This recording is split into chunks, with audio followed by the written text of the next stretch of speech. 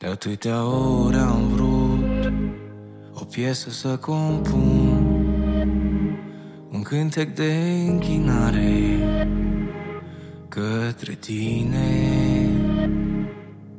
Am încercat din greu acorduri să adun și versuri să propun, dar fără tine eu nu știam că tot ce trebuie să fac e să-ți permit puțin să mă uimești. Nu pentru ce poți să-mi oferi, ci pentru ce ai făcut ca fiul tău să mă numești. Tot ce-am crezut că trebuie să demonstrez nu are sens să încerci să o orchestrez, căci calea ta e atât de simplă.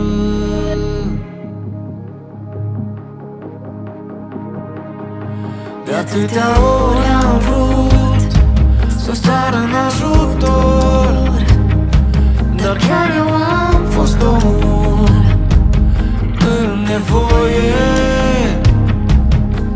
Am răsuflat din greu, crezând că jugul meu atunci te-am văzut lângă mine. Eu nu știam că tot ce trebuie să fac e să țin tare de tot ce mi-ai spus, să strâng cuvântul tău în inimă și în orice zi să încerc să-ți rămân supus. Decât să lupt cu teama fiecare zi, eu către tine voi fugi, căci calea ta e atât de simplă, căci calea ta e atât de simplă.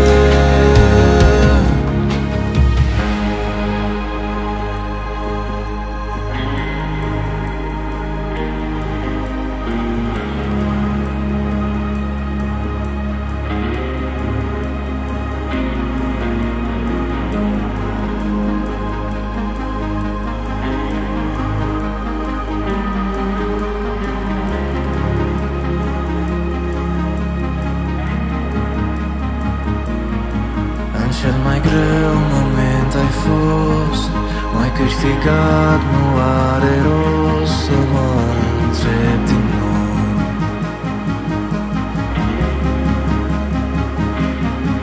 În răscolirea mea tu ești, gândul și inima-mi păzești, tot praful ai suflat.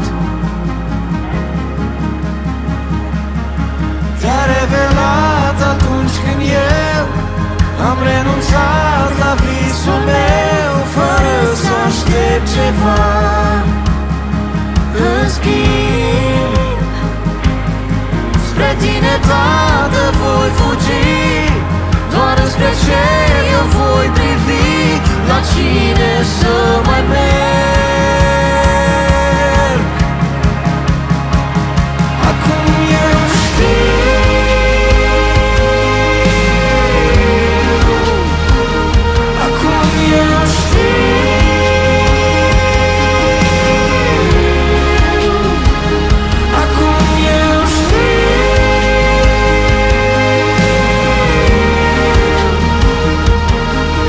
calea ta e atât de simplă, căci calea ta e atât de simplă.